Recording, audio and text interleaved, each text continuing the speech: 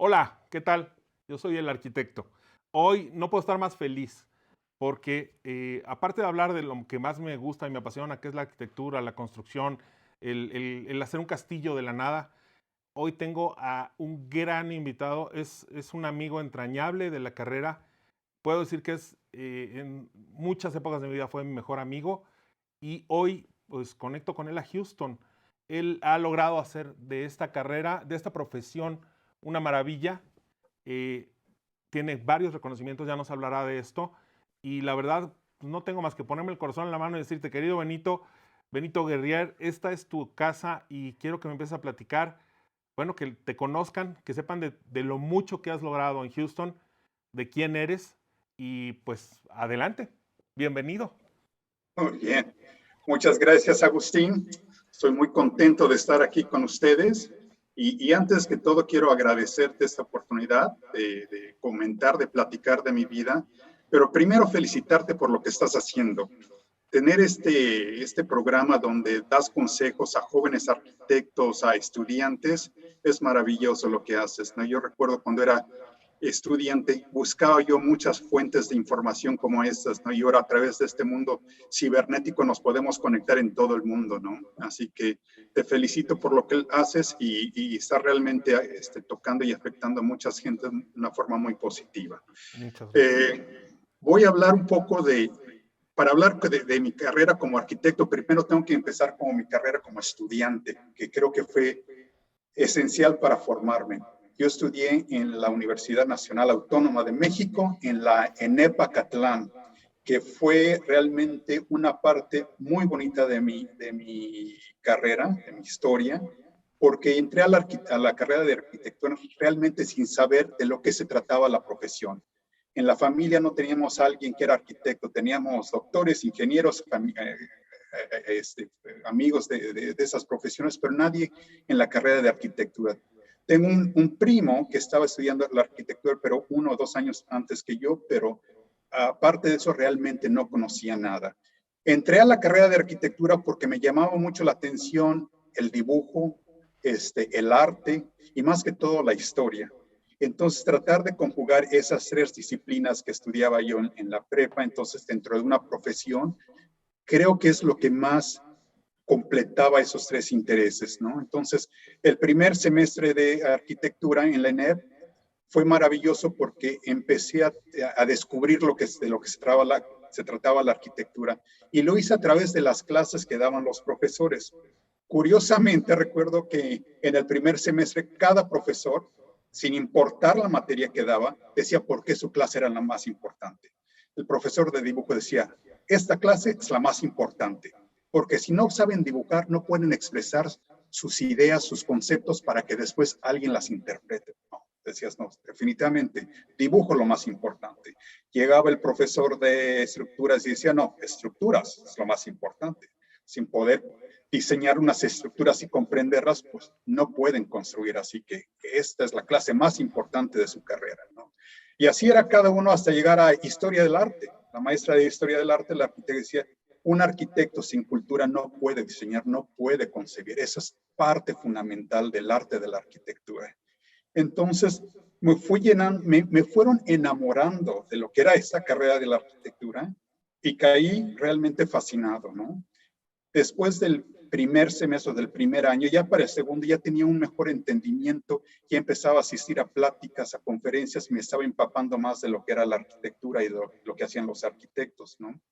Eh, y también en la ENAP Acatlán tuve la oportunidad de formar amistad con muchos compañeros que hasta la fecha sigo teniendo contacto como tú, mi querido Agustín. Y eso ha sido algo que hizo toda una experiencia completa como estudiante que me moldó y más que todo me dio bases y me dio como una seguridad de lo que estaba haciendo, compartiéndolo con muchos amigos. También en México en ese momento había la arquitectura o los arquitectos de renombre que estaban haciendo, estaban muy activos, era Teodoro González de León, No, Agustín bueno, por Hernández, supuesto. Ricardo Legorreta, y entonces asistíamos a pláticas con ellos o venían a la universidad y eso era de mucha inspiración. También Luis Barragán acaba de ganar el premio Pritzker y se hizo una gran exposición en el Museo Tamayo con toda su obra y era algo que acudíamos diariamente, ¿no? Entonces, termino la carrera de arquitectura y termino, según yo, con un conocimiento bastante grande entre arte, historia de la arquitectura, teoría de la arquitectura, estructuras, instalaciones, etcétera, y me vengo a Estados Unidos a hacer una maestría, especialmente a Houston, ¿no? Y en que aquí cambia mi panorama, ¿no? Uno de los primeros días estoy haciendo un recorrido por la Universidad de Houston y llego a un estudio de diseño que tenía, se llamaba SIGSA, Sasakawa Institute of Space Architecture. Era un estudio asociado con la NASA donde se hacían proyectos relacionados con la NASA y se probaban en temperaturas extremas. Sus proyectos se hacían prototipos y se ponían en el desierto, por ejemplo, de Nevada, o se llevaba uno hasta la Antártica, ¿no? Y sus conceptos de diseño eran totalmente distintos, ¿no? Imagínate módulos donde no hay un techo o un piso, sino todo tu entorno tiene que estar diseñado para que en cero gravedad puedas trabajar en todas esas superficies, ¿no? Había otro estudio que era de arquitectura de hospitales y clínica. Ya ves, el centro médico de Houston es posiblemente el más grande del mundo. Entonces había muchos arquitectos practicantes que daban clases y era otro universo totalmente distinto, ¿no? Y también la Universidad de Houston tiene una característica que la tercera parte de sus estudiantes son extranjeros. Entonces, mis mejores amigos eran un griego, un canadiense, otro muchacho de México, una muchacha de Vietnam y un colombiano, ¿no? Entonces, platicar entre tu educación en tu país, qué te enseñaron, quiénes son los arquitectos, cuáles son los fundamentos, todo eso me empezó a abrir un panorama mucho más grande, ¿no? Y me di cuenta, wow, eso es mucho más grande de lo que me habían dicho que era en México, ¿no? Entonces, siempre recomiendo, si van a estudiar un posgrado, háganlo en otra escuela. Si pueden, en otra ciudad. Y si hay la oportunidad de hacerlo en otro país, mucho mejor, porque les va a abrir un panorama. Y ya no hablemos de las unidades, ¿no? ¿Podría interrumpirte un segundo, Benito? Porque hay una parte aquí que quedó muy hueca y la mayor parte de las personas que nos siguen, tú lo comentaste, son gente que acaba de egresar de la universidad o que está en la universidad. Tú no fuiste a Houston con una sobra de dinero y con un patrocinio, y esa parte te la estás saltando, y la verdad es que yo creo que es un gran esfuerzo el que hiciste para irte a Houston, el empeñar tus propios ahorros, el no haber comprado un coche en México, irte pues con empeño a trabajar, y no te fuiste a estudiar, te fuiste a estudiar y trabajar. Exacto. Eso yo creo que deberías de decirlo también. Bueno, pues me fui a Houston, o me vine a Estados Unidos principalmente porque en México no he encontrado trabajo, así de fácil, ¿no? Estábamos en una crisis económica, yo estaba titulado, tenía mi título, me titulé con mención honorífica, y eso no me sirvió de nada para conseguir un trabajo. Entonces hubo una gran frustración diciendo, ¿qué más tengo que hacer, no? Tenía la fortuna de haber crecido en Estados Unidos de niño, antes de que falleciera mi padre, y entonces tenía yo un permiso de trabajo, ¿no? Para venir, por eso que es que lo aproveché y dije, vamos a ver si hay otras oportunidades, ¿no? Sin que nada me atara en México, ya me titulé, ya terminé, ya cumplí, a ver qué más, ¿no? Y la gran sorpresa, fíjate qué curioso que me dices eso, es que me paso 6 meses buscando trabajo en México, teniendo amigos, teniendo contacto, teniendo profesores que te recomiendan, etcétera. Y en Houston llego sin conocer a nadie, como te dices, con mis ahorros, y a ver hasta dónde me aguante estos ahorros, a ver si sobrevivo, con un departamentito mínimo, y en 4 o 5 días encuentro un trabajo de dibujante en la Universidad de Houston. Y eso que Houston estaba en crisis, ¿no? Y entonces eso me llamó mucho la atención, cómo que en una ciudad totalmente desconocida me brindan la oportunidad de trabajar, y en México no pude, ¿no? Entonces, ese trabajo fue muy importante porque aprendí a manejar, por ejemplo, las unidades de métricas el sistema pie pulgada. inglés. Por pie pulgada, libra, onza, grados Fahrenheit, todo eso. Entonces, de dibujante, y que era a mano, Y era de los pocos lugares que se dibujaba a mano ya en Houston. En México todavía todo el mundo dibujaba a mano. Entonces aquí agarré esta oportunidad y de ahí me ofrecieron hacer la maestría en la Universidad de Houston, ¿no? Entonces eso fue una magnífica oportunidad y por eso también le tengo mucho aprecio a la Universidad de Houston. Entonces eso fue la oportunidad que se me brindó. Después de ahí entré a un despacho de arquitectura que se llama Kendall Heaton. Y ellos hacían, o hacen, porque están muy vigentes, proyectos ejecutivos únicamente para muchos arquitectos de renombre y en muchas partes del mundo. En aquel entonces entré yo afortunadamente porque César Pelli estaba haciendo este proyecto en México que se conoce como el proyecto del Bosque, que está en Polanco, con Las un dos torres corporativo. rojas. Dos torres, las naranjas, que creo les llaman Naranjas. las mandarinas, ¿no? Las bueno, les dicen mandarinas. las mamilas, las mandarinas. Bueno. Ya sabes que en México los nombres sobran, ¿no? Voy a usar los nombres que puedo. Me siento más cómodo expresando aquí en tu canal. Y también el corporativo que después lo compró Coca-Cola. Entonces, ese era el proyecto que estaba haciendo Kendall Heaton y me dijeron, ayúdanos porque hay que traducir todo lo que hemos hecho a español y a medida métrica. Métrico decimal. Métrico decimal. Entonces, había una gerente de proyecto que era puertorriqueña.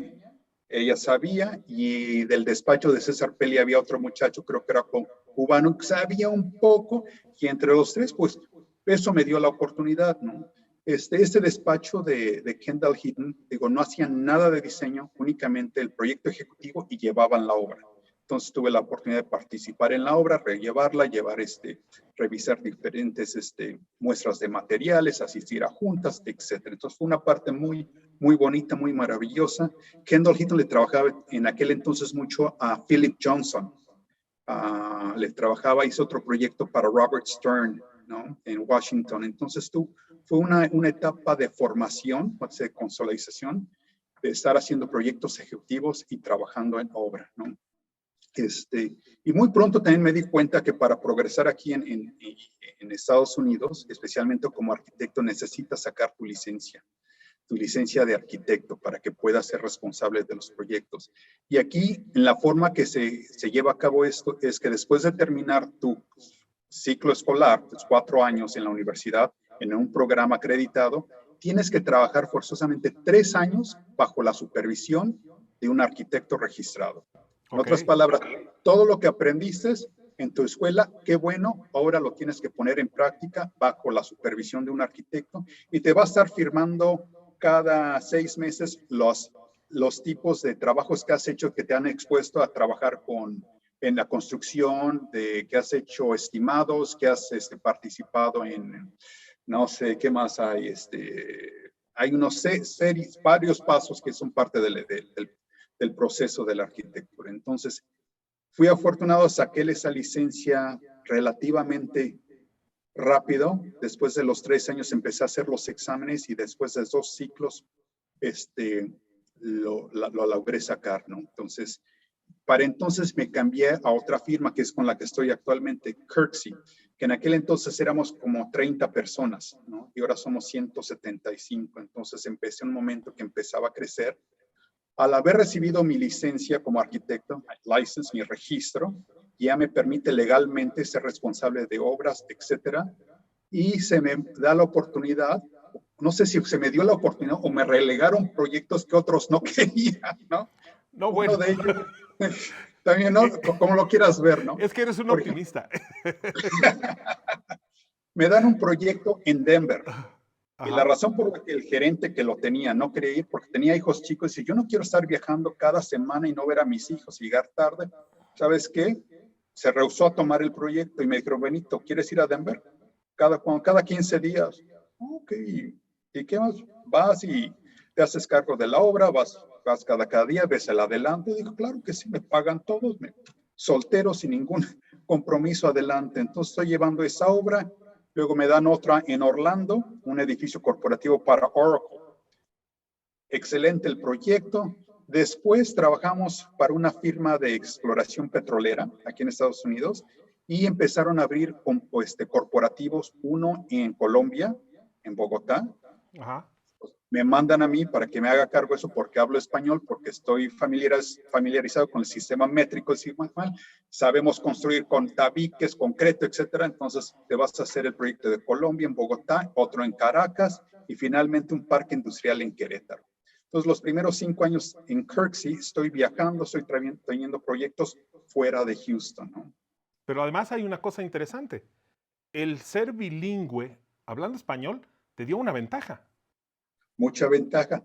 Y más ventaja, no nomás es hablar español, sino conocer procedimientos de construcción, conocer materiales, poder hablar con otros ingenieros y arquitectos de diferentes cuestiones del proyecto. Eso era lo más importante, ¿no? Claro. Y el hecho de que Kirksey mandaba un arquitecto registrado en Estados Unidos a hacerse cargo de estos proyectos para una compañía americana, que es lo que querían, un arquitecto registrado en Estados Unidos, pero además conocía todos estos sistemas, ¿no? Entonces, eso fue una gran oportunidad que pude aprovechar, ¿no? Se me dio, ¿no? Después, Kirksey, el dueño de la compañía, entra en una fase que dice, tenemos que crecer la compañía, tenemos que crear más equipos. En aquel entonces había nomás 4 equipos: interiores, edificios de oficinas, edificios comerciales y renovación. Y dice, empiecen a buscar otras áreas de trabajo, otros tipos de proyectos. Entonces, un compañero agarra escuelas primarias hasta las preparatorias, las públicas, otro agarra hoteles y centros de convenciones, otro agarra proyectos de hospitales y clínicas, sin mucha experiencia. Simplemente el interés, voy a buscar y tratar de conseguir proyectos en esta área. Yo llegué y en Houston se me dio otra oportunidad de trabajar en un proyecto en un banco y lo hice. Entonces yo voy a hacer bancos y instituciones financieras y así empecé. Y 4 o 5 años a eso me dediqué, empecé a crecer el proyecto, pero mis proyectos eran muy pequeños, una sucursal aquí, una renovación acá. Y otro gerente de la compañía se le encomendó que se hiciera cargo de los proyectos de gobierno. Estuvo haciéndolo durante menos de un año, renunció y se fue. Y digo, ¿por qué no quieres hacer gobierno? Es mucho papeleo, es una cosa muy complicada, hay muchos requisitos, hay que hacer todas estas, es muy complicado. Yo lo que quiero es hacer arquitectura. Entonces veo esa oportunidad y digo, yo tomo el equipo de gobierno y me voy a lanzar a buscar proyectos, ¿no? Entonces no había ninguna condición más que ponte a buscar proyectos, cuando los ganes, tráelos y aquí en equipos todos nos juntamos y los desarrollamos, ¿no?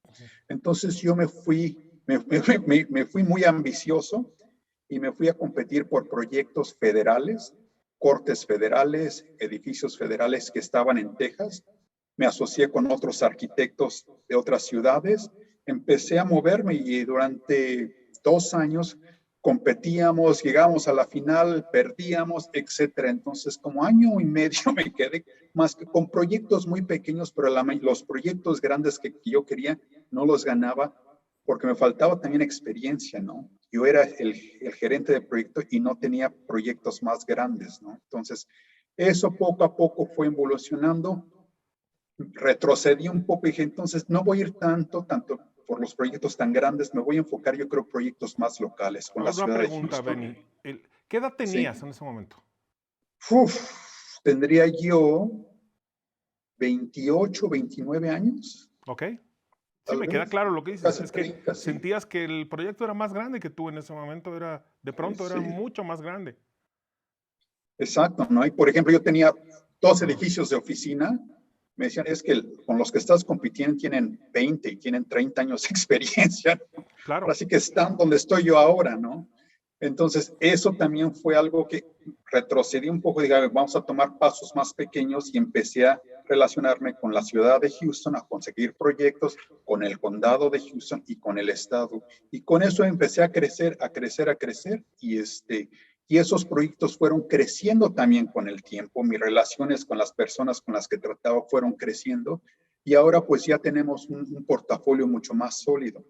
La otra cosa que es interesante, cuando yo empecé a formar mi equipo, casi todos formaban su equipo y contrataban a otros arquitectos, un gerente de proyecto, un proyectista, y yo me di cuenta que los proyectos de gobierno son tan variantes. Puede ser un edificio administrativo para una dependencia pública, puede ser un centro, bueno, es una biblioteca, puede ser un centro de mantenimiento para vehículos del condado, es muy variante. Y me empecé entonces a asociar con otras firmas locales o con otras personas dentro del despacho que tenían esa experiencia.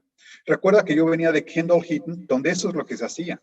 Claro. Uno manejaba el proyecto y se asociaba con César Pelli, con Philip Johnson, con Richard Claro, Meyer. hacías una dirección de obra en la que te integras, eres un integrador de un gran proyecto. Exacto, y eso me gustó mucho, ¿no? Y aquí me lo criticaban mucho en la oficina privada. Oye, pero no estamos diseñando, queremos el diseño. Le digo, momento, primero quiero ganar proyectos para tener mi currículo y después vamos a seguir. Yo no estoy en esta carrera por los próximos 5 años, sino por los próximos 30, 40 años, así que como decía Teodoro González de León, no hay Mozarts en la arquitectura, no eres arquitecto a los 6 años, ¿no? Esto lleva tiempo desarrollarlo, conocerlo y desarrollarte tú también profesionalmente, ¿no? Entonces, así empiezo y ya digamos en los últimos 15 años he podido consolidar un equipo o un portafolio de trabajo más grande que me ha permitido tener proyectos más grandes, más variados, pero me gusta mucho la variedad de proyectos, me gusta mucho no tener que llevarlos todos del principio al fin, yo encargado de cada decisión, sino que dejo que el equipo que tiene esa experiencia, el gerente de proyecto, el arquitecto lo desarrolle, ¿no? Entonces yo me encargo de ir tras el proyecto, hacer toda la licitación, ganar el proyecto, negociar los contratos, poner el equipo con los consultores, con los ingenieros, etcétera, el equipo dentro de Kirksey y empezar a avanzarlo. Y ya que pasamos, digamos, del proyecto, le llamamos schematic design, diseño esquemático, que es como el anteproyecto, ya lo dejo que se vaya, ¿no? Y al menos que haya algún problema que necesite yo estar al frente o que el cliente esté insatisfecho por alguna situación, es cuando me presento. De lo contrario, dejo que tenemos gente muy capaz, ¿no? Que pueden hacer un excelente trabajo y los dejo que lo hagan. Entonces, quisiera que vieras que estamos todos aquí escuchándote pendientes y la verdad es que veo que hay gente conectada y que está escuchándote pendiente, pero no han puesto preguntas. Por aquí hay un bravo y alguna cosa así. Están muy pendientes de lo que dices. Me gustaría decirles a los que nos están oyendo, pongan sus preguntas para Benito. La verdad es que es la oportunidad de saber cómo trabaja una gran empresa fuera del país. A mí me gusta lo que acabas de decir porque es más o menos lo que trato de hacer yo en la empresa. Tengo otra escala y otro nivel, pero yo trato de tener un jefe de taller, un área de proyectos y no tengo directamente todo, no somos todólogos. Tienes que hacer lobbying, tienes que jalar al cliente, tienes que enseñarle lo que estás haciendo con ellos, tienes que enamorarlo del proyecto para después ser un integrador de toda esa masa que va a participar dentro del proyecto. Es algo así más o menos, ¿no? Así es. A ver, ahora sí sigue porque está muy lindo esto que nos estás contando. Ahora me veo más como un conductor de orquesta, ¿sí? Que estoy dirigiendo y que tengo a mi primer violín, que es un excelente violinista, que tengo el primer trompetista, que es un excelente trompetista, y les digo, vamos a tocar esta obra y vamos a empezar y vamos a llevar este tiempo y lo voy dirigiendo. Y hay un momento que los dejo. Lleven ustedes la música y déjame yo disfrutarla, ¿no? Entonces, eso es lindo. Es lo que hago, ¿no? La verdad, ¿no? Y es lo que quisiéramos hacer todos. Pero ¿cuánto tiempo te ha llevado, Benito? Me ha llevado bastante tiempo. Te ha llevado 30 años en Houston. 30 años. Ahora te estoy contando toda la parte bonita, positiva, etcétera, ¿no? Dentro de tantas solicitudes, gano proyectos, empezamos, se cancela, quedamos en segundo. Te puedo dar una lista de tantos segundos lugares que hemos quedado. Digo, ¿qué pasó, no? Entonces llega un momento, ¿qué está pasando, no? Haces un esfuerzo, crees que esa presentación fue la mejor y te das cuenta que alguien más te lo ganó por X o Y o no fue, no tuvo esa chispa con el cliente que tuvo otro proyecto. No tuvo esa, exactamente. Porque hay veces que es cuestión de una chispita, de algo muy pequeño. No hay veces, la gran mayoría de las veces es eso, la gran mayoría. Cuando yo me pongo a competir con las otras firmas de Houston o de Texas, son firmas totalmente competentes, con un portafolio impresionante, ¿no? También. todos podemos hacer el trabajo. La cuestión con el cliente es con quién quieres trabajar, con quién quieres sentarte a compartir tus ideas del proyecto, con quién quieres estar platicando y revisando cómo va el avance, con quién te va a hacer este proceso más ameno y quién te va a dar esa seguridad de poderlo entregar en una forma exitosa. Claro. Eso es lo que busca. Arquitectos calificados para hacer el proyecto, muchos. Sí, sí. Y curiosamente, eso es lo que me puso en esta posición. John Kirksey, cuando era yo gerente de proyecto, yo llevaba el proyecto, me dijo, Benito, quiero que empieces a desarrollar proyectos, que hagas más mercadotecnia. Me ofendió, caray. Tú sabes, le dije, John, ¿tú sabes cuánto trabajo me costó sacar mi licencia para que ande yo haciendo mercado? ¿Qué estás pensando, no? Yo no sabía, él no sabía de la biblioteca de Benito, ¿verdad? Debo decirlo, y a lo mejor Benito se nos va a penar con esto. Benito no gastaba en nada cuando yo lo conocí, más que en libros. Totalmente. Su gasto era en libros. Y entonces, libros de arquitectura, libros de además. arquitectura, sí, por supuesto, por supuesto. Y tenía una enorme colección de libros de arquitectura que a todos nos daba envidia, pero nadie estábamos dispuestos a tener ese sacrificio que tenías tú, que era, no gasto en esto, no gasto en lo otro, para poder tener ese libro. Exacto. Yo me acuerdo mucho de eso.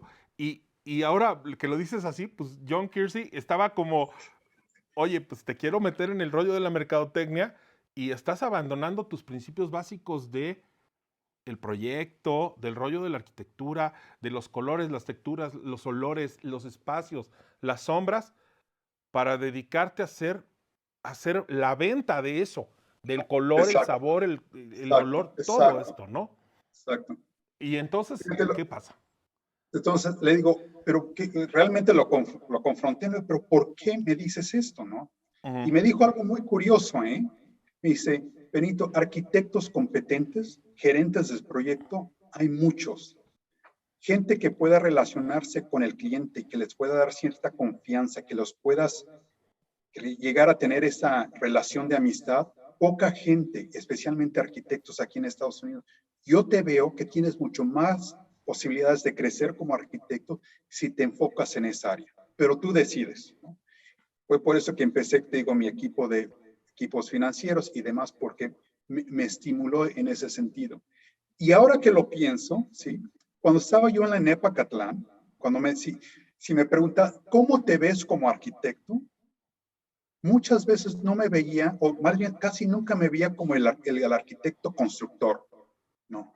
No me veía tampoco como el diseñador.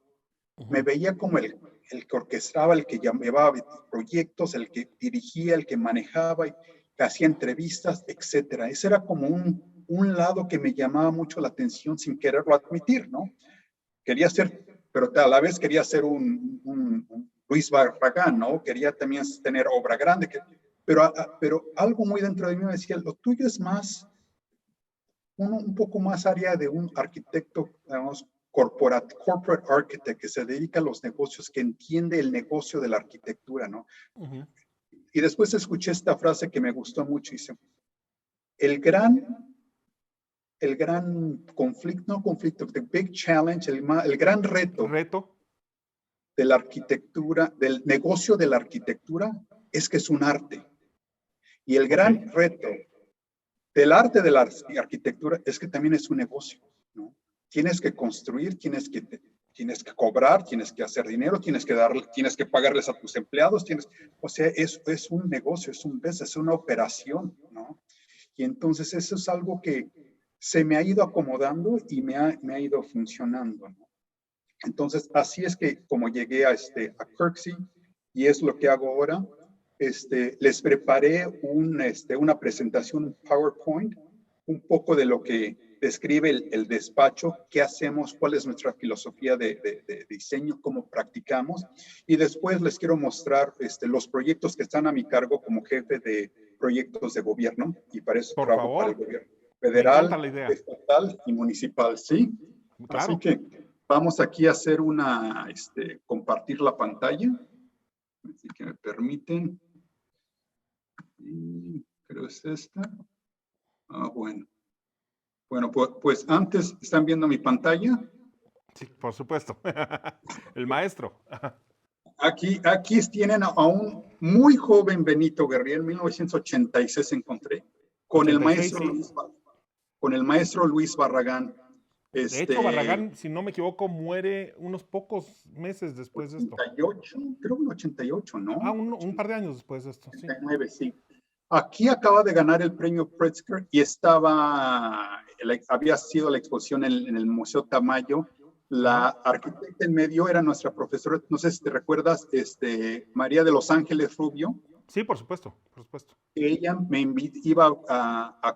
tuvo una cita con Luis Barragán y me dijo, ¿quieres acompañarme? Le digo, pero por supuesto, yo le cargo la bolsa, lo que sea, pero lléveme a ver Luis Barragán, ¿no? Entonces me llevó a esta reunión, platicamos, fue algo realmente fabuloso y le dijo, ¿puedo volverlo a visitar? Y me hizo, claro que sí, y regresé como 3 o 4 veces más, yo solo, luego con otros amigos o con otros profesores y realmente fue una experiencia muy, muy bonita, pero te voy a decir algo que me dijo cuando le llevé una vez un proyecto que se parecía mucho a obra de Barragán, ¿no? Digamos que le quería hacer una copia o tal vez una caricatura de lo que él hacía y me decía, ¿y por qué diseñas esto?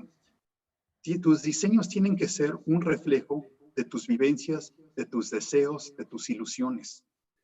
Dice, yo viví en Guadalajara, viví con una familia grande, viví en el campo, en la hacienda, y esos reflejos, esas memorias es lo que trato yo de proyectar. ¿Cuáles son tus vivencias? ¿Dónde creciste? ¿Qué es lo que te influenció? ¿Qué es lo que te gusta? Esas cosas son las que deben de influenciar tu diseño, ¿no? Y esas cosas son las que deben de influenciarte a ti como persona, como profesionista, digo yo, ¿no? Así que vamos a... Está avanzando esto. Sí. Yo sigo viendo a Barragán, ¿eh? Yo también. Bueno, aquí ya se me adelantó. A ver, vamos a ver. Vamos a empezar con Curtsy. Bueno. Entonces les voy a hacer una explicación de quién somos como compañía, ¿no? Este año el año pasado cumplimos 50 años de existencia. Tenemos 3 oficinas en Austin, Dallas y Houston. Hemos construido en más de 24 países, ¿no? Muchos proyectos.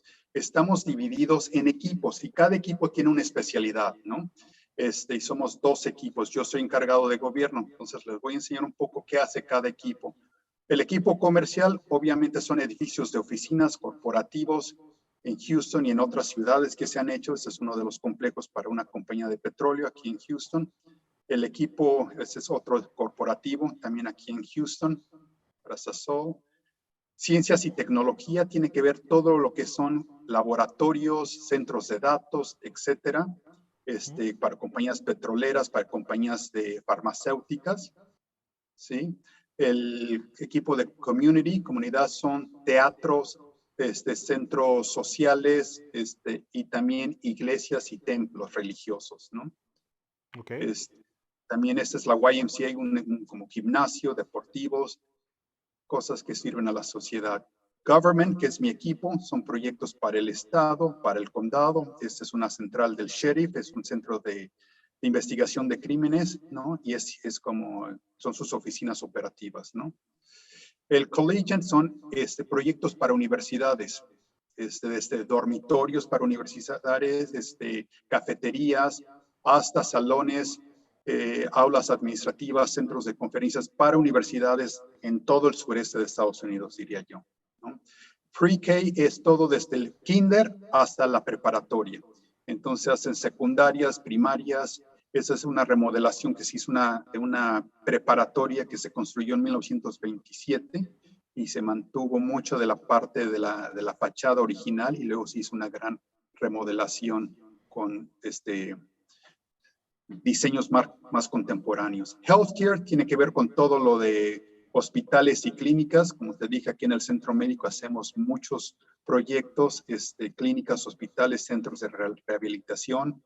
Hospitality tiene que ver todo lo que son hoteles, centros de convenciones y hasta condominios altos de más de 30 niveles, porque tienen muchas cosas de hospitalidad, ¿no? Tienen alberca, claro, tienen gimnasio, tienen tal vez un spa, etcétera.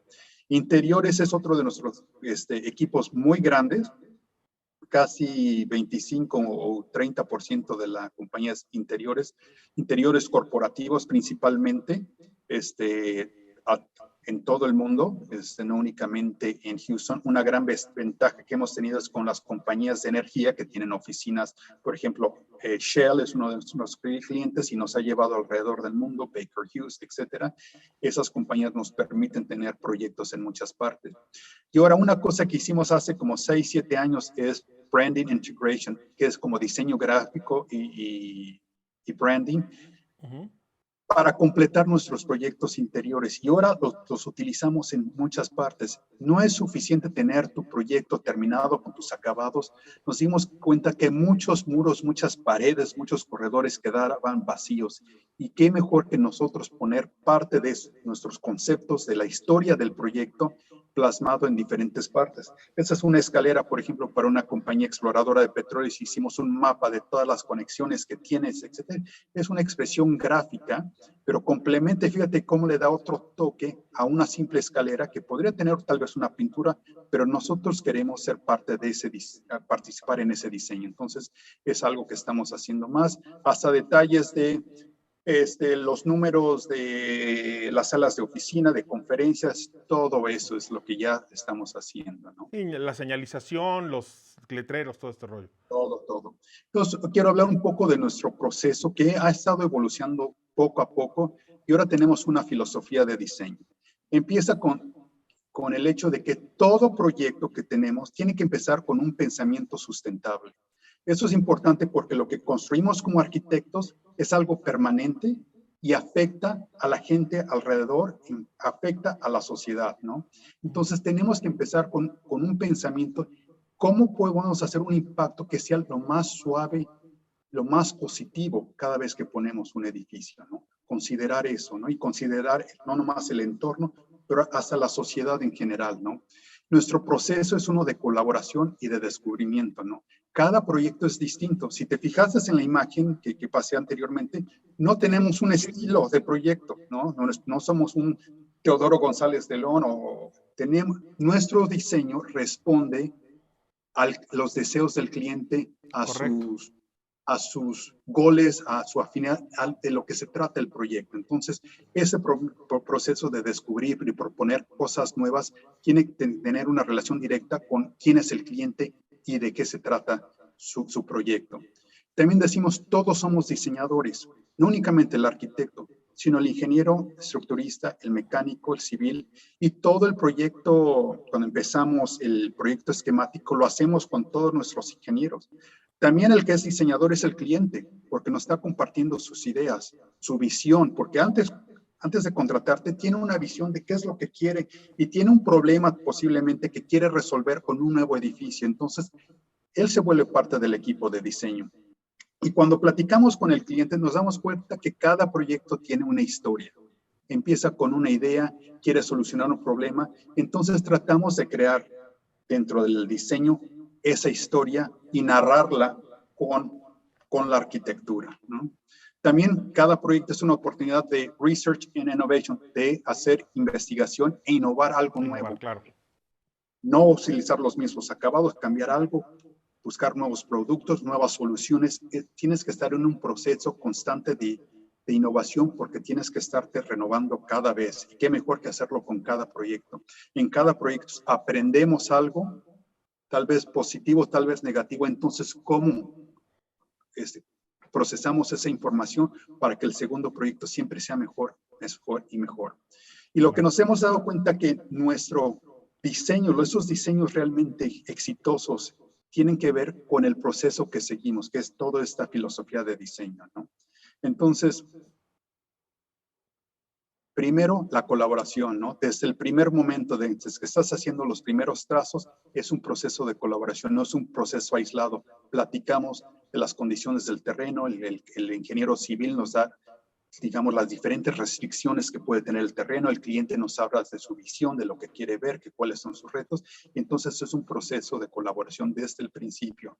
Es un proceso donde vemos diferentes opciones, digamos, sustentables. ¿Cómo podemos hacer nuestro edificio y construirlo en una forma que sea un ambiente más sano, más limpio para los habitantes de ese edificio? ¿Y cómo podemos crear un edificio que mejore el entorno urbano de donde está ubicado, de la colonia, de las calles. ¿Cómo podemos mejorar eso, no?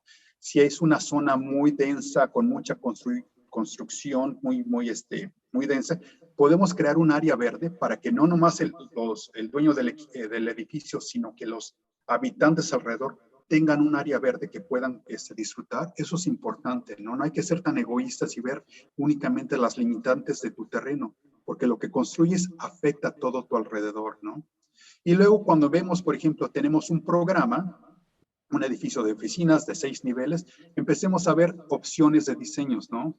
Diferentes fachadas que pueden tener, ¿no? Las diferentes, es un mismo programa, los mismos pies cuadrados, pero puedes ver diferentes opciones. ¿Y cómo eliges la mejor opción? No puede ser una elección únicamente a capricho, ¿no? Tiene que ser una elección que va con información. Entonces hacemos estudios de sol, análisis del edificio, vemos si con diferentes cejas damos más sombra a las fachadas, por lo tanto absorben menos energía, digamos, o menos luz solar, menos calor, etcétera. Entonces se hacen todos esos análisis. La altura del edificio, estamos creando dando una sombra hacia los edificios que están a un lado, la azotea, qué tanto calor está generando, etcétera. Entonces hacen varios estudios técnicos que los hacemos aquí dentro de Kirksey. Y hay muchos programas que nos permiten hacer eso para que nuestra solución sea realmente una solución con bases, digamos, técnicas y muy objetivas, ¿no? También tenemos la facilidad de hacer modelos muy rápido con estos 3D printers de nuestros primeros conceptos le podemos dar forma inmediatamente, y si el cliente lo desea, podemos también tener una realidad virtual.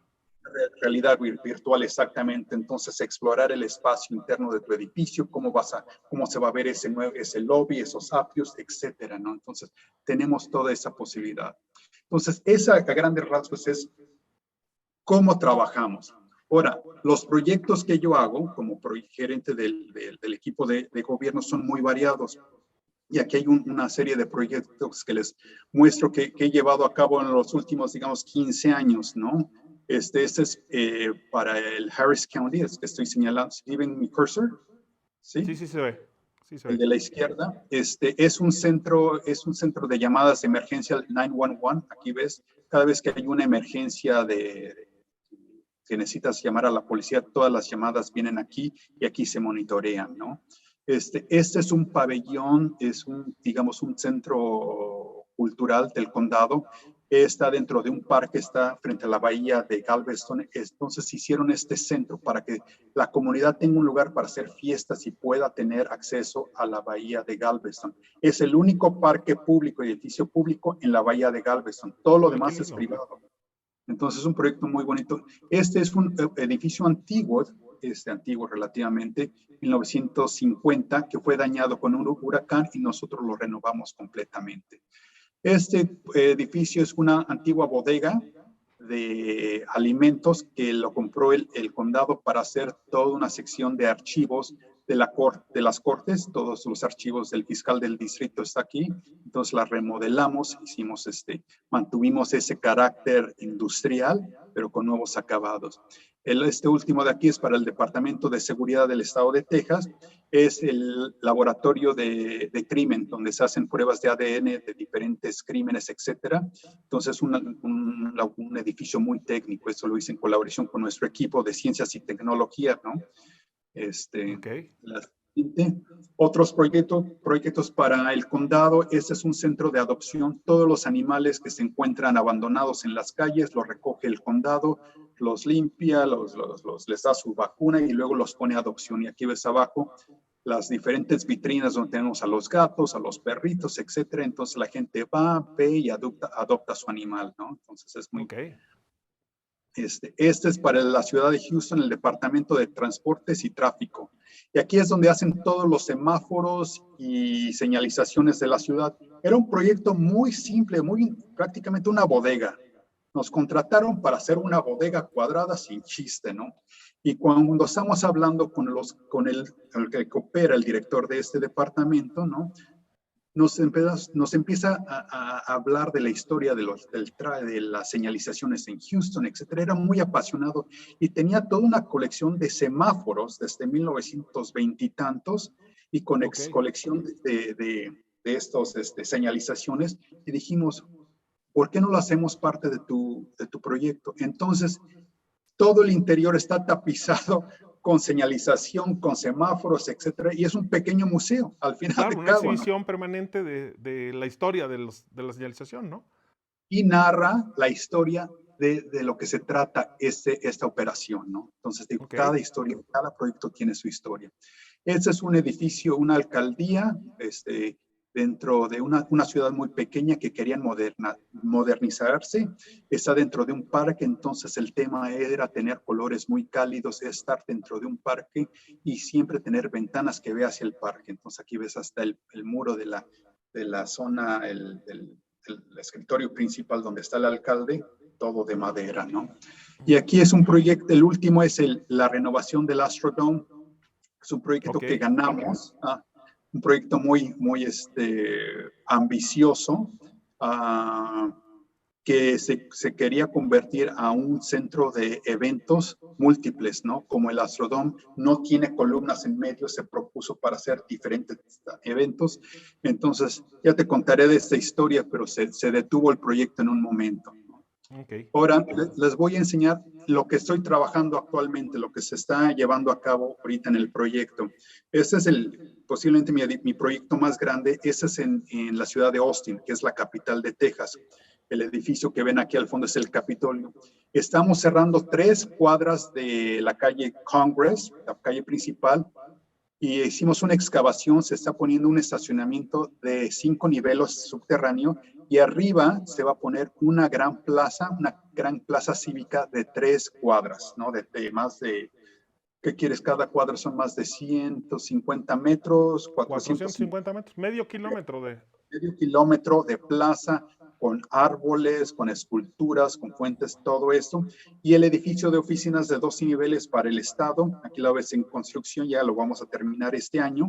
Ajá. Son 420,000 pies cuadrados, son 42,000 metros cuadrados, más o menos, Wow. ¿sí? Entonces, este es el proyecto. Esto lo estoy haciendo con el equipo de corporativo que están llevando el proyecto, y yo asisto a todas las juntas en Austin, y hay otro equipo que está haciendo todo el garage. Entonces es un proyecto muy grande, y te digo, muy exitoso ahorita. Estamos haciendo la nueva corte para el condado de Harris, que es donde se lleva a cabo todas las sesiones. Actualmente su salón de corte es el que está arriba, la corte, y tiene capacidad nomás para 50 personas, y lo estamos ampliando para 150 personas, ¿no? Entonces está Ok. triplicando. Sale a concurso esta semana para los contratistas, así que pronto empezaremos la construcción. O sea, ustedes ya ganaron el proyecto y el Ya lo siguiente paso es diseñamos, sacarlo a licitación para la construcción. exacto, y entonces ya llevamos la administración de obra, ¿no? Ok. Este proyecto es me gusta mucho porque tiene que ver mucho con el entorno urbano. Ya ves que mi maestría te dije que era en arquitectura y urbanismo, entonces Sí. eso me permite un poco jugar con las cosas que me han interesado. Riverside General Hospital fue el primer hospital en 1926 que se creó aquí en Houston para la comunidad afroamericana. Todo Texas había una segregación racial, y se creó únicamente para los afroamericanos, ¿no? Entonces fue un proyecto muy ambicioso, que ves la gran inauguración, y se pensaba hacer más una construcción adicional aquí en medio. Ahorita estamos en la remodelación de los edificios históricos y estamos empezando con la programación del nuevo edificio, que va a ser 130,000 pies cuadrados. No va a ser un edificio muy alto porque está básicamente en una zona residencial. Entonces, Claro. una de las cosas que quiero hacer es mantener la escala apropiada para esa zona, y mantener lo más que se pueda de área verde, otra vez, porque es algo que podemos ofrecer a esa comunidad. Simplemente la vista a algo verde creo que es agradable. Además, tenemos muchos edificios muy maduros alrededor de la calle y los queremos mantener, ¿no? Este es otro proyecto que ya empezó la construcción. Este es un edificio 1929 estilo Art Deco, que fue dañado. Es ahorita para el condado, se van a hacer oficinas para el fiscal del distrito. Era una antigua fábrica de juguetes. Entonces hemos tomado ese tema, esa es la historia, abrirlo y darle un toque que se vea industrial, tener todas las estructuras expuestas y poner únicamente el mobiliario más nuevo, más contemporáneo, pero dejar todo el exterior, toda la estructura original, ¿no? Y entonces hasta los tipos de mosaicos que utilizamos, etcétera, son de ese periodo tipo Art Deco, para que tenga siga esa historia de lo que fue una vez este edificio, el Pittenville, ¿no? Y este es otro proyecto, te digo, muy variados todos, ¿no? Este es para el Departamento de Educación de Harris County. Es un proyecto maravilloso. Es un centro de terapia equina para estudiantes de secundaria y preparatoria. Y son dos grupos de estudiantes que aquí están tratando de ayudar.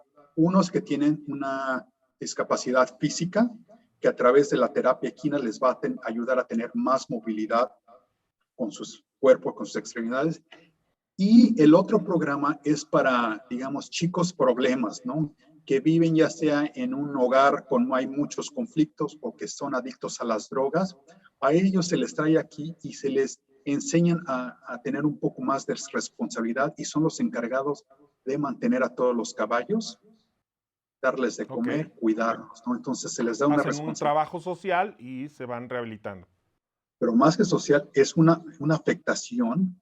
Nunca han tenido una responsabilidad y ahora les dan un animal que es 5 veces más grande de él y depende de él y hay claro, un embone emocional con el animal. Entonces, imagínate un programa que está haciendo esto para ayudar a estos chicos y uno como arquitecto está construyendo esas instalaciones. Y entonces les dijimos, su programa es muy ambicioso. No pueden construir unos simples establos o salones portátiles. Tiene que ser tan ambicioso el proyecto arquitectónico como su programa. Entonces estamos proponiendo algo como esto. El gran reto es hacerlo dentro de su presupuesto, porque es una institución de gobierno. Entonces, nuestro reto es crear un diseño muy atractivo, muy innovador, pero muy cálido y que te invite y que te haga sentir relajado, manteniendo materiales muy económicos, digamos, y quedar dentro de su presupuesto, pero también materiales durables, porque están expuestos a intemperies, son caballerizas, etcétera. Entonces, ese es el gran reto ahorita que tenemos nosotros. Y estamos en esa parte de investigación, qué materiales podemos usar, cómo los podemos conjugar para hacer algo atractivo, ¿no? Y finalmente, creo, sí, otro proyecto urbano.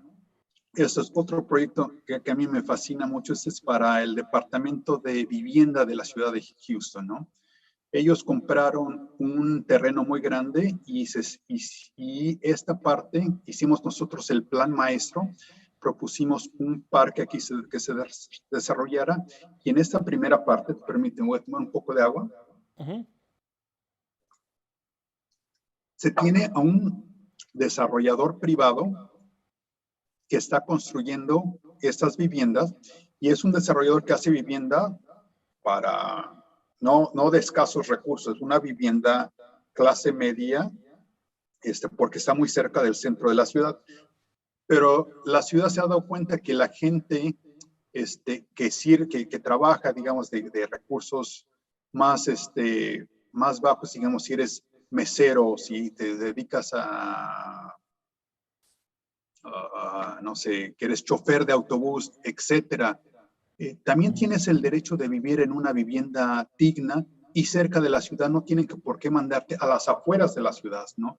Entonces tienen un programa donde las familias, digamos, que trabajan, pero no tienen los recursos, pero trabajan en el centro, se les da un bono de vivienda. Entonces, todos estos departamentos están diseñados para que sea a precio del mercado, ¿no? Entonces, si si la renta, digamos, son $3,000, te pueden subsidiar hasta $1,500 para que Ok. vivas tú en una zona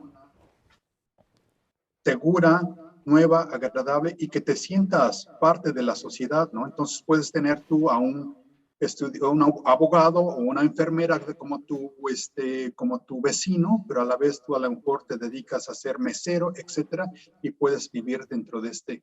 Entonces, nuestro reto es crear algo realmente atractivo, Ujú. que vaya en torno, que complemente al entorno. Una de las cosas que propusimos este parque lineal que nos conecta a este río que corre Buffalo Bayou, y hay toda una serie de, ¿cómo se llama?, caminos para andar en bicicletas y demás que va alrededor de todo el río, y Ok. nosotros estamos haciendo toda una conexión verde, ¿no? Entonces, y después hay una segunda fase y una tercera fase. Entonces hicimos el plan maestro y apenas se va a empezar a hacer la infraestructura. De hecho, estamos consiguiendo los permisos ahorita de construcción de este proyecto. Entonces, esa es la variedad de proyectos que manejo, que estoy ahorita llevando a cabo. Te digo, lo que me gusta es que son muy distintos, entre muy grandes hasta pequeños y de diferentes tipos de usuarios, ¿no? Entonces, aquí llegamos a lo que es la presentación y lo abrimos a preguntas, ¿sí? Vale, mira, vamos a dejar que nos vayan haciendo preguntas, pero yo tengo un montón de cosas guardadas en el tintero ¡Ah, porque caray! sí, te he dejado hablar como nunca he dejado hablar a nadie en el podcast, ¿eh? Déjate digo. La principal razón es porque estaba muy interesante lo que estabas diciendo, pero la verdad es que me quedé con muchas cosas. La primera, el otro día me mandaste unas fotos cuando hablamos para que te presentaras aquí sobre el que era Massive Wood Structure. Ah, sí, Ahí tengo unas dudas muy grandes. Están haciendo ustedes obra muy grande, grande, grande con madera. sí, En Estados sí, sí, Unidos, sí. yo entiendo que la construcción en Estados Unidos, la madera tiene una explotación diferente a la que vemos en los países de México hacia abajo, en toda América Latina, en donde pues, nuestros aserraderos realmente son una porquería, porque no hay este reciclado, no hay este vuelta a sembrar y demás. Y yo sé que ustedes, Estados Unidos y Canadá, tienen una gran fama de buenos madereros. Trabajan mucha madera, pero además están haciendo siempre cultivo en las zonas donde acaban de talar, no se sobreexplotan y todo este rollo. Totalmente renovable, totalmente administrado los bosques, ¿no? Mira, eso es algo totalmente cultural de Estados Unidos. ¿Por qué se construye con tanta madera? Porque hay mucha. Cuando llegaron los colonizadores al noreste, ¿qué es lo que más había? ¿Cuál era el material de construcción primordial? No había tantas canteras, era bosques, bosques, bosques. Entonces, siempre se ha construido con madera. Es una tradición que se lleva desde sus orígenes, ¿no? En el noreste, lo que es, digamos, los estados de Oregón, Montana, todo eso, siempre se ha construido esas grandes, que ves cabañas de troncos, etcétera, siempre se han construido.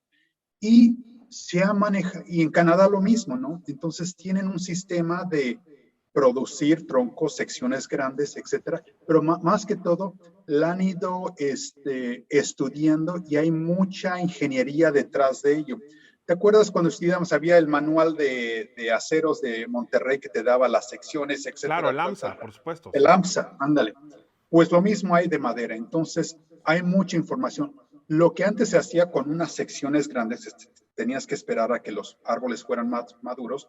Ahora se han desarrollado la técnica de diferentes resinas y pegamentos para hacer todas esas estructuras laminadas. Entonces no Claro. necesitas tener un árbol de, digamos, un pino Douglas de 20 años, lo puedes tener de 7 años y sacar esas secciones, ¿sí? Y siempre y cuando esté bien secado, y sacar las dimensiones, y esos pegamentos y resinas le da la resistencia para empezar a tener secciones más grandes y tener claros más grandes, ¿no? Entonces, en Houston no se utilizaba mucho esto. ¿Por qué? Porque no tenemos muchos bosques, ¿no? Era más el noreste. En las Me habías hablado de últimos, una relación por ahí entre el precio, el acero chino, estas cosas. A ver, platícame. cuando empezaron, hubo mucha, ya ves que hubo mucho un boom de construcción en China y empezó a escasearse el acero aquí en Estados Unidos porque se importaba todo de China. Se empezó a escasear el concreto, ¿no? Entonces, a mayor demanda y menos este producto, se elevaron los precios. Entonces, muchas personas empezaron a decir, ¿por qué no empezamos a utilizar un recurso que tenemos aquí en Estados Unidos y no depender del exterior? Entonces, la madera empezó a promoverse y se hicieron estudios, se hizo un instituto, Mass Timber Institute, que empezó a analizar, a estudiarlo y lo empezó a promover. Y empezó a educar también a contratistas cómo fabricarlo, cómo instalarlo, cómo cuidarlo cuando está en obra, ¿no? Y empezamos con un proyecto hace año y medio que fue antes de que empezara el COVID, que había un boom también en el noreste de Estados Unidos, entonces no había mucho concreto, no había, los precios están muy altos, y este cliente vio la madera como una forma de contrarrestar esa alza tan dramática que estaba teniendo el concreto y el acero, y dijo, lo vamos a hacer de madera y vamos a probar ese nuevo sistema, ¿no? Entonces hemos estado aprendiendo, hay mucho que ya se investigó, fuimos a hacer varios tours a Seattle, a Portland, para ver cómo los hacían con el contratista y vimos, ok, todo ya está estudiado, tenemos simplemente nosotros que aprenderlo y aplicarlo. Entonces ahora ya se van a hacer, creo que se va a hacer una planta en Georgia, que también tiene mucho bosque, para que la madera se esté ahora trayendo de un lugar más cercano que Canadá, ¿no? Entonces, ahorita vamos ya en nuestro tercer edificio de Mass Timber, ¿no? Y es una forma totalmente distinta de proyectarlo, porque tienes que empezar, cuando empiezas a tus diseños, tienes que empezar a tener en mente cuáles son las secciones máximas que puedes tener, los claros, y empezar a diseñar y distribuir tus espacios de cierta forma. Hay limitantes en altura, hay limitantes también en claros, etcétera. Entonces, si tu edificio cumple con esos requisitos, entonces puedes ir adelante, ¿no? Y todo se tiene que planear. Porque uno de los atractivos es que quieres dejar la madera expuesta, ¿no? No la quieres tapar de tabla roca.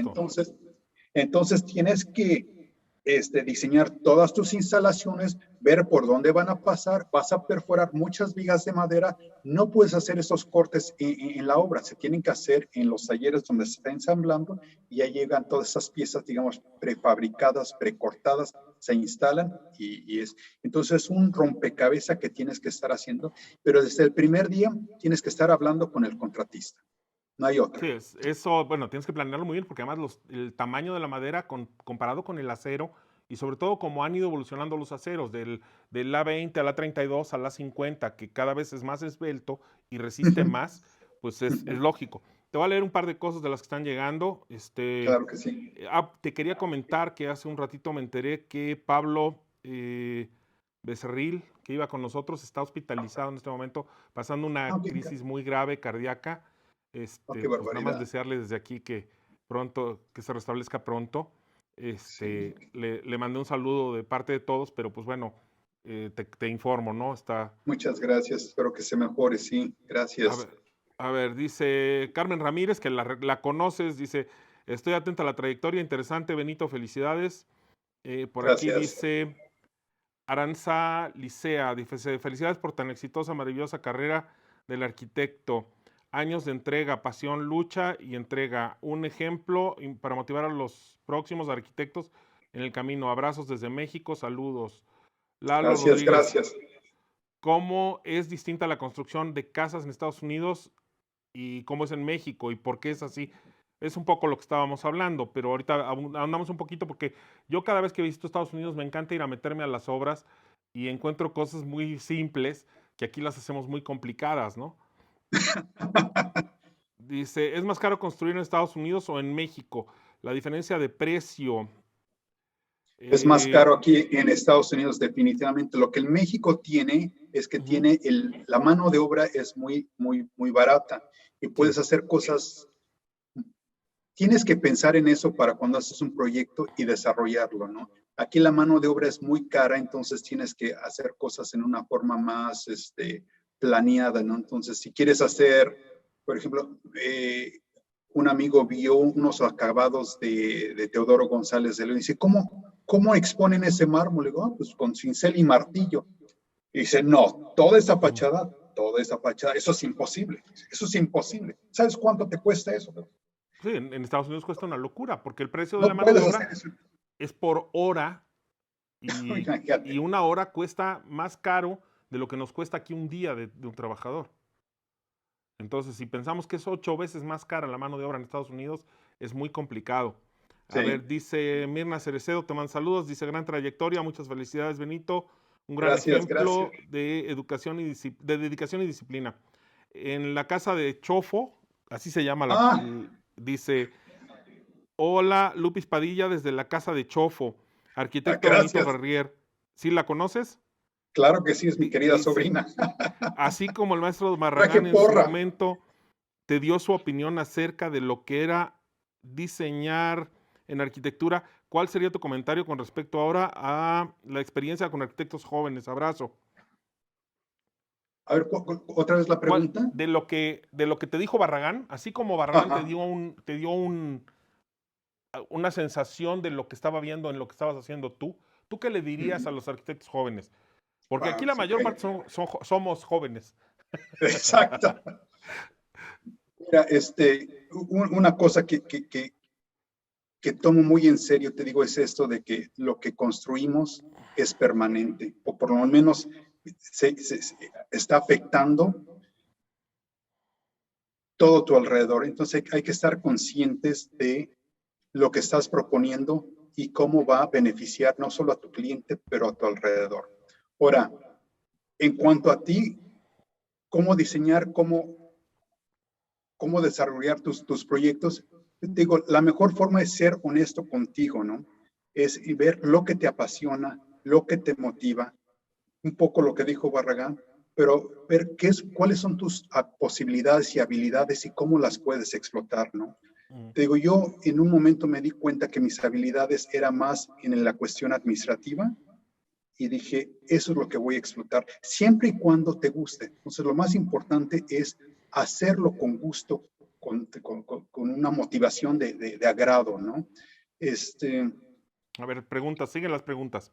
Es que uh-huh. si no, no vamos a acabar. Mira, Ok, debíamos haber acabado hace 10 minutos, pero la verdad es que me voy a extender contigo probablemente otros 20 más para que hagamos 1 hora y media, perfecto. porque creo que vale la pena el tomar esta conversación que tenemos con más gente, en serio, vale la pena siempre.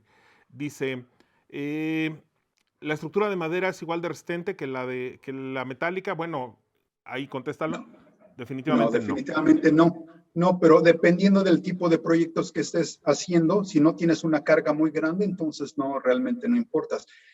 Puedes tener un segundo piso, si vas a tener, digamos, un salón de una primaria o de una secundaria, un segundo piso, no tengo ningún problema, o hasta oficinas, si tienes diferentes escritorios, etcétera. Pero si vas a montar, por ejemplo, una planta industrial sobre una estructura de madera, pues para empezar va a vibrar más, tiene más elasticidad. Entonces, yo recuerdo que en la carrera algún profesor me dijo, no hay malos materiales de construcción, todos son buenos, simplemente tienes que aprender cómo aplicarlos, cómo utilizarlos, ¿no? Claro. Esta es muy linda pregunta. Astarte Delgado dice, perdón, dice, ¿cuál es la clave para empezar a ganar confiabilidad ante tus clientes cuando no tienes experiencia y arquitectos muy competentes?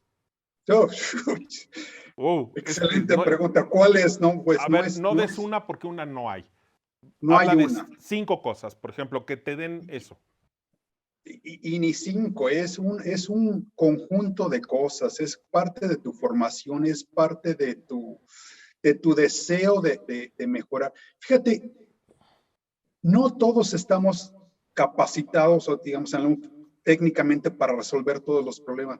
Lo que tenemos que estar conscientes es si tenemos el interés y el deseo de afrontar esa situación y conocerla, investigarla y desarrollarla. Eso para mí es tal vez lo más importante. A lo mejor no sabía yo de cómo ganar un proyecto de gobierno, cuáles eran los diferentes pasos, pero lo que sí estaba determinado, tenía la determinación, es de aprender cómo hacerlo, mejorarlo y aplicarlos a mis proyectos. Entonces, muchas cosas no vas a tener la respuesta. Lo que tienes que tener es el interés, el deseo y la pasión de poder resolverlos y seguir adelante. Yo te voy a decir, hay una cosa que de la escuela, hay una escuela de alto alta dirección en Japón, muy famosa, y la verdad es que no sé el nombre porque además es un nombre japonés. Y tú sabes que mi japonés es muy parecido a mi Ah, inglés, que como bien dijiste algún día, hablo como taxista hindú. Entonces, eh, yo la verdad es que en esa escuela, una de las cosas que les enseñan es a decir no. Entonces los paran en una esquina a decirle a la gente no, no, y se acostumbran a saber decirle que no. Muchas veces cuando empiezas un proyecto no sabes decirle que no al cliente. Y una de las cosas ujú. principales es saber cuándo decirle que no al cliente y cuándo orientarlo, porque esas orientaciones también el cliente las asimilan como una sinceridad y una honradez de tu parte como constructor hacia su proyecto. Entonces yo una Ujú. de las cosas que diría siempre es aprende a decir que no a tiempo. Ok, Ujú. yo le agregaría, di no, pero también añádele, no, pero Pero, podemos hacer esto, esto, esto. claro, siempre da una ¿Tienes esta alternativa. experiencia? Fíjate, ganamos, te voy a decir una historia muy curiosa de John Kirksey, que es este, muy hábil. Concursamos para un centro de convención en el condado Montgomery y lo ganamos. Y no teníamos ni un solo proyecto de centros de convenciones. Y él llegó a la presentación y mostró hoteles, edificios, oficinas, salas de juntas, tal, tal, tal. Y le preguntaron, y dijo, nuestra gran ventaja es que no hemos construido ninguno. Así que lo que vamos a diseñar no va a ser como ninguno de los que han visto antes. Va a ser Único, único, va a claro. ser único para ustedes. Todos los demás van a ver sus proyectos y los van a repetir. El de nosotros va a ser único porque nunca lo hemos hecho. Y los convenció. A ver, tengo dos comentarios más, tres, cuatro. Espérame, que ya son más. Dice, gracias por seguir inspirando a seguir con la carrera. Claro, Pame, sigue con la carrera. Es una Sí, carrera sí, maravillosa la arquitectura. claro, claro. Dice María Delgado, sé que admiras a Barragán. De los arquitectos actuales, ¿cuál es tu favorito? Uf, este, Dame 10 nomás. fíjate que yo creo Norman Foster. Foster es muy bueno. Foster, yo creo, Yo iba también con Zaha Hadid. La verdad es que tienen lo suyo cada uno. cada uno. Pero te voy a decir porque nos asociamos con Foster cuando fuimos tras la Facultad de Ingeniería de la Universidad de Texas.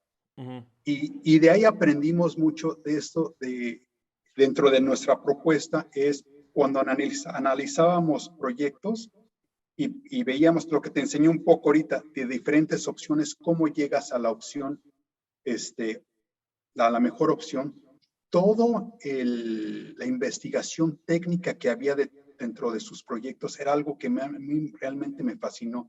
Y también Foster tiene eso, que sus proyectos no se repiten, son únicos y tienen la historia, narran Claro, el traen un concepto, respaldo detrás que es una luz de nieve. y cómo va innovando cada vez algo distinto. Entonces, para mí, Foster, no nomás porque lo he visto, sino porque he escuchado cómo ha platicado, ¿no? Ok. Ese sí, Te voy realmente. a leer otro. Dice, soy Cayetano. Ah, ok. Por favor, dale mis saludos a Benito, mi socio, y felicidades una vez más por su trayectoria. Ah, muchas gracias, nuestro gran compañero que Cayetano, creo vive que él está aquí en Tucson, si no estoy en mal, Arizona, en Arizona. exactamente. También, así es, en Tucson, Arizona. Un fuerte abrazo, socio. Vale, ya está. Marta de la Garza, saludos, Benito. Éxito, abrazos. O sea, la verdad es que creo que toda la generación y los amigos que te conocimos en la universidad estamos un poquito volcados siempre en lo que estás haciendo y verte. Para mí siempre es un gusto estar contigo, porque además traemos muchas historias detrás, Benito, tú y yo. La verdad es que nos pasó de todo, ¿no? Y, y hoy puedo decirte que después de haber ido a comer con los pesos justos a la cafetería de la universidad o comer una petrolera ahí con Memo, el verte con el éxito que has llegado y dónde estás, para mí es maravilloso. Y creo que te friseaste, creo que has desaparecido de la comunicación. Sí, vamos a tratar de recuperarlo. Benito, tenemos que recuperarte para cerrar esto. Perdón, fui yo, dice. Ok, ya me llegó un mensaje diciendo que fue él. Se va a conectar nuevamente. La, Ya regresé. ya regresaste, Benito. Perdón. No te preocupes. Oye, ¿no te gustan los halagos, hombre? Estoy hablándote, estoy Oh, diciéndote la maravilla que fue pasar la universidad contigo y desapareces. disculpa aquí que moví un. Perdón. Fue, Bueno, a ver, fue, fue culpa mía aquí esta falla no técnica sé en aquí. qué parte te quedaste, pero la verdad es que estoy muy agradecido por haber pasado la universidad contigo.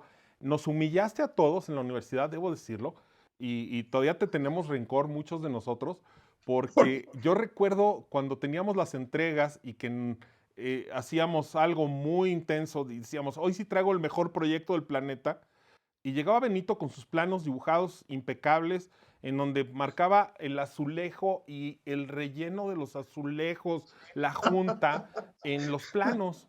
Y entonces, pues la verdad es que ya no importaba nada lo que hiciéramos, todos estábamos reprobados, ¿no? Entonces, Benito, eres un gran tipo. eh, Estamos muy a gusto de todos los que te conocimos, pero además la gente que te está conociendo hoy en este video tiene que saber cosas que tú no dijiste y que yo sé que es porque eres una persona muy sencilla y has sido una persona muy sencilla toda la vida. Benito no se fue con, o sea, no fue una recomendación. Benito no ha ganado un puesto porque alguien le haya dicho, tú perdiste a tu papá siendo muy chico. ¿Sí? ¿Qué edad Es tenías, Benito? 13 años. 13 años. Y pues no es que tengas nadie te dio un apellido que te abrió la puerta ya. Uh -huh. Te lo ganaste. Uh Y te lo -huh. ganaste trabajando. Y te lo ganaste estudiando. Y recuerdo muy bien cuando me contabas que llegaste a la Universidad de Houston y que me dijiste, es que me dijeron que era todo pie pulgada y me fui a comprar un escalímetro. Y busqué al primer estudiante de arquitectura que trajera Sí, algo de una lámina bajo el brazo para que me enseñara a usarlo. Eso lo tengo súper claro. Para sí, mí es sí, sí, tan series. intensa esa vivencia de haberte visto solo, llegar a Houston y no tener muchas nociones de las que tendría cualquier estudiante universitario de allá. Uh Todo eso -huh. no lo has dicho y el tiempo que pasaste solo, porque te le echaste solo mucho tiempo Sí, sí, y, sí.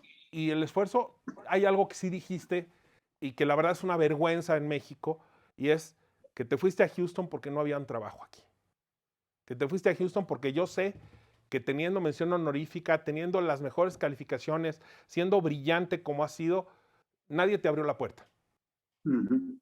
Que visitaste despachos que después te conocen ahora como profesional y te tienen respeto. Esas mismas personas. Y no has Uh dicho -huh. nombres, yo lo sé y no los voy a decir yo, pero no es correcto. En México deberíamos tener una sociedad donde fuera más fácil el ser arquitecto y ser competidor, pero además ser aliado. Lo que acabas de decir Sí, cuando nos estabas platicando un poquito de los despachos con los que trabajas, que ellos son aliados a final de cuentas. Tú llegas y dices, a ver, voy a tomar a esta empresa que se dedica al cálculo, a esta que se dedica al proyecto de instalaciones, a estos que hacen y lo vamos a hacer todo para dárselo a un contratista al que entre todos vamos a supervisar. Carajo, qué maravilla. uh -huh. Eso debería de ser siempre, ¿no? Entonces, Claro. yo la verdad es que una de las cosas que defiendo mucho aquí es que a los estudiantes, número uno, lo que dijiste de que ningún arquitecto se hace en un día, ¿no? Nadie a los 6 años es No hay no hay Mozarts en arquitectura. Mozart, ninguno va a tocar una oda. A mí me dijo Pasca, el arquitecto Pasca, que también lo debes de recordar, me Sí. dijo, yo no conozco ningún arquitecto con renombre antes de los 50. Y tenía razón, la verdad es Sí, que sí, tenía razón. Cuando ya sí. llevas construido 500,000 de metros cuadrados, cuando ya has hecho casas aquí y allá, cuando has hecho un par de edificios, cuando te has esforzado mucho es cuando empieza a oírse tu nombre. El problema de esto es que ah, es muy celoso. No hay cabida para errores en la arquitectura. Tienes que ser bueno, porque Sí, además, en cuanto quedas mal con un cliente, ese cliente te va a hablar mal de ti con otros 100, ¿no? Y si quedas bien con un cliente, a lo mejor nunca habla bien de ti porque se le olvida, porque está lindo y porque ya lo vivo y ya estoy aquí, ¿no?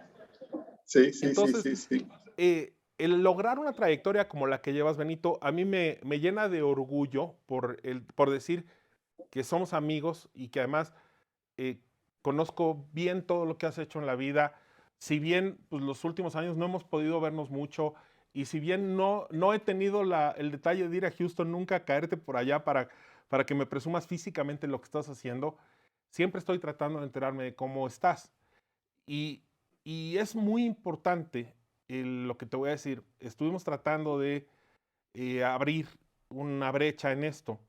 Eh, yo sé que estás con el dolor en el corazón de que tu alma mater nunca te ha invitado a tener una plática y estamos viendo con dos profesores de la universidad el hacer dedicarte un simposio para que vengas a platicar con nosotros en vivo aquí en Oh, México. encantado.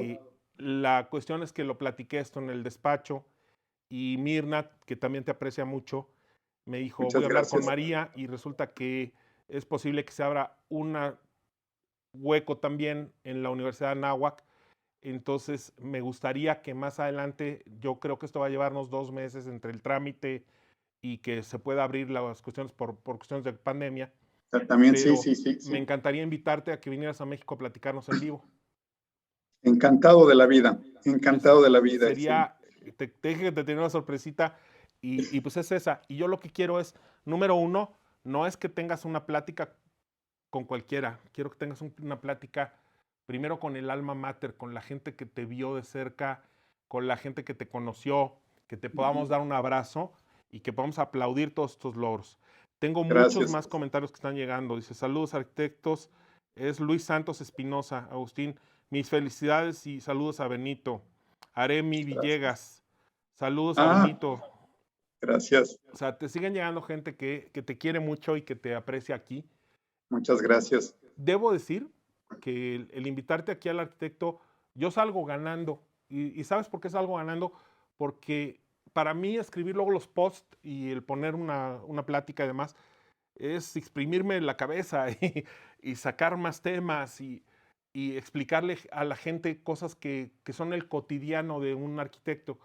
Pero el poder invitar a gente como tú que ha demostrado que sí que se puede esforzándose y demás salir adelante, para mí ha sido ganancia en todo. Gracias, Eh, gracias.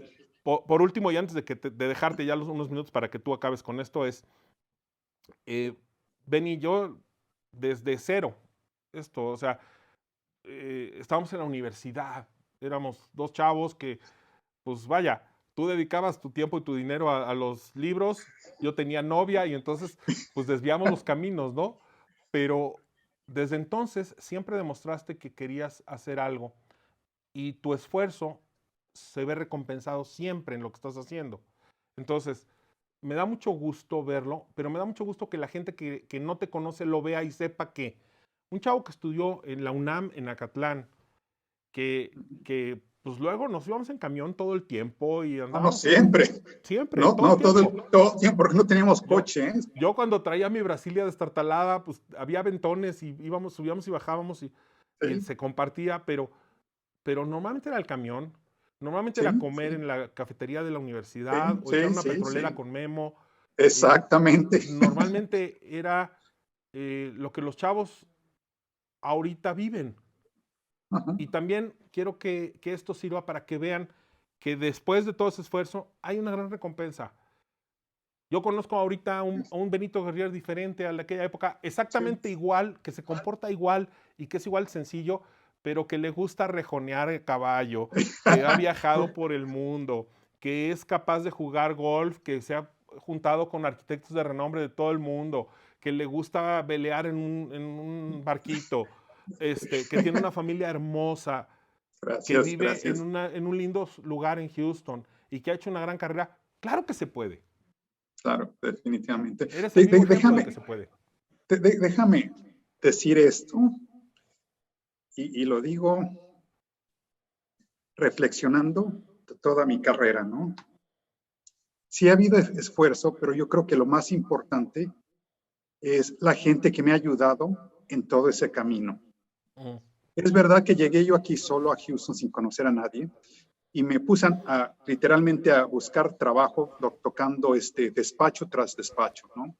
Y me acuerdo que un arquitecto me abrió la puerta y dije, ¿y qué andas haciendo? Le digo, cuando buscando trabajo, tal, ¿Y de dónde vienes? De México. Y terminaste, sí. ¿Y cómo llegaste aquí usando en camión? ¿Y cómo entendí? ¿Cómo buscaste el camión y las oficinas? Ah, mira, fui a la sección amarilla y agarré todas las oficinas de arquitecto, fui a la sección de arquitecto y empecé a buscar dónde estaban. Entonces, le conté y me dice, ¿sabes qué? Lo que estás haciendo es muy aventurado. No sabes, no sabes todo lo difícil que es y sin tener una referencia no vas a poder encontrar un trabajo. Dice, ¿te ves como una persona decente? Aquí está mi tarjeta, puedes dar mi nombre como referencia porque te van a pedir y yo voy a avalar por ti, voy a creer en ti, ¿no? Un desconocido que no tenía por qué hacerlo me dio esa tarjeta, ¿no? Cuando empecé a trabajar, también otra persona, un arquitecto que me contrató, me dijo, lo que necesitas es alguien que sepa dibujar a mano y es todo. Y vio otra vez mi interés, etcétera, y me tendió la mano y es el que me motivó y me ayudó a entrar a hacer la maestría, ¿no? Mira, esos son los pasos que tienes que hacer, esos son los exámenes, etcétera. Entonces, la trayectoria mía la veo acompañada de mucha gente que se me ha cruzado en mi camino, que me ha tendido la mano. A muchos les he pedido ayuda, nunca me dio pena o vergüenza de joven decir, ¿cómo se hace esto? ¿Cómo se ayúdame o enséñame? Más que ayúdame, enséñame, ¿cómo se hace esto? Y hubieron muchas gentes que me fueron ayudando en el camino, ¿no? Hasta John Kirksey, ¿no? Que aquí en esta compañía, ¿no? Que es que me dijo, tu futuro realmente es en este sector, ¿no? En esto. Y hace 15 años me hizo socio de la compañía, ¿no? No me la vendió, me la regaló. Tu esfuerzo ha sido. Esos son gente que me ha ayudado. Entonces no puedo decir que he hecho toda esta trayectoria yo solo, ¿no? Ha Ok. habido gente, muchas sin ningún interés, que simplemente han tenido la buena voluntad o el corazón de ayudar a alguien que se está esforzando. Por eso, estos programas y lo que tú estás haciendo es maravilloso porque me recuerda la gente que me ayudó y todo lo que tú estás haciendo en estas pláticas está ayudando a otras personas, ¿no? Y yo encantado de ir a México y poder ayudar y mostrarles un camino, que no es el camino que todos pueden seguir porque es mi No, propio claro. camino, pero mostrarles que hay una posibilidad, ¿no? Y compartir mi experiencia de cómo lo hice. Y sí hay muchas cosas difíciles, ha habido mucho sufrimiento, ha habido mucha soledad, pero a lo largo, este es el camino que yo decidí. Yo decidí que quería ser arquitecto, que quería ejercer de esta forma, que quería tener proyectos grandes, que quería manejarlos, quería yo tener esta experiencia, ¿no? Entonces, sacrificio sí, pero también me gustó todo. Toda la aventura que he llevado ha sido maravillosa, la he disfrutado, ¿no? Claro. Los tragos amargos se me han pasado rápidos porque he disfrutado de otras cosas, de otras amistades, de otras experiencias que me han endulzado la vida, ¿no? Entonces, eso es Don, yo te como... puedo decir que acabas de poner el dedo en la llaga. Es el agradecimiento, es la base. ¿Por qué? Definitivamente. Estás muy agradecido a la gente. Yo te voy a decir, eh, con los sismos, nosotros tenemos un programa en la oficina de apoyo y la pongo en la página del arquitecto. Normalmente tenemos miles de mensajes cada vez que hay un sismo y atendemos los que vemos que son necesarios atender. Vamos, visitamos sin cobro. Esto es altruista, es pro bono, ¿no? Sí, sí, sí, Y, sí. y a mí me preguntan, ¿y por qué lo haces? Le digo, muy fácil. A mí la universidad me costó nada. La UNAM Eso, es gratuita, literalmente gratis. gratuita.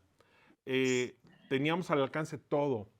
Sí, Teníamos unos grandes profesores. En nuestra época nos dio clase, por Dios. Don Miguel de la Torre, por sí, ejemplo, sí, nos dio sí. clase. Que actualmente veo a sobrinos en España que leen los libros de Miguel de la Torre para estudiar geometría. Sería ¿Sí? descriptiva, exacto. Sí, sí, sí. Entonces, tuvimos grandes oportunidades y yo creo que es parte de lo que le debemos a esta sociedad, el tener siempre algo que pueda ayudar a los demás. No se trata de regalar, no se trata de ir por el mundo dando, no, pero si yo tengo un conocimiento que puedo aportar a los demás, es bueno. Y en tu caso, yo sé que tú tienes un montón de cosas que has ido sacando y que siempre has compartido con la gente. Y ahora que nos compartes todo esto, no sabes cómo te estoy agradecido, querido amigo. Encantado, Agustín. Un gusto y un placer, ¿eh? Pues mira, nos pasamos nada más media hora de esto. Ok. Yo creo que vamos a terminar el podcast. Y de verdad estoy muy, muy agradecido. Hay muchos mensajes. Voy a pedirte que si luego entras a Facebook y puedes ir contestando también algunos tú en la página del arquitecto, yo voy a contestar todos los que pueda. Y, Okay. y habrá algunos que te pongan a ti directamente. Esto se va a quedar en podcast, pero después se sube a YouTube y lo van a Ok. poder consultar en YouTube ya en mejor calidad y con más tiempo y las veces que quieran en el canal del arquitecto también. ¿Ok? Perfecto. Vale. Excelente. Pues Benny, Mi querido estamos Agustín. pendientes. Van a cortar la transmisión. Tú y yo seguimos 3 minutitos más para podernos despedir como debe ser. Muy bien. Pues hasta aquí llegamos hoy con el podcast del arquitecto. Quiero agradecer mucho todos los mensajes y todos los likes que mandaron y ojalá compartan esto con alguien que le interese, porque seguramente hay alguien que le interesa ver esto. Y Benny, este siempre es tu lugar. Cuando quieras, de Muchas hecho, hacer gracias. aportaciones y demás. Aportaciones no me refiero a económicas, por favor, no. Me refiero a si quieres en algún momento poner algún post, si quieres mandar algún texto y que lo publiquemos, este espacio siempre es tuyo. Muchas gracias, Agustín. Y gracias a todos que tomaron un poco de su tiempo para escucharme, para escuchar esas experiencias que tuve a lo largo de toda mi carrera y que tuvieron la paciencia de escucharme, pero lo hago con mucho gusto y espero que haya más personas, más jóvenes que se animen, que quieran, tengan sueños y que luchen por sus sueños, que se esfuercen y adelante, ¿eh? Les deseo lo mejor. Vale, llegó otro mensaje más de Julieta Ortega Mesa, dice, Ah, un fuerte abrazo y mi muchas admiración, gracias. bendiciones. Vale, Muchas gracias. pues muchas gracias. Aquí termina el arquitecto.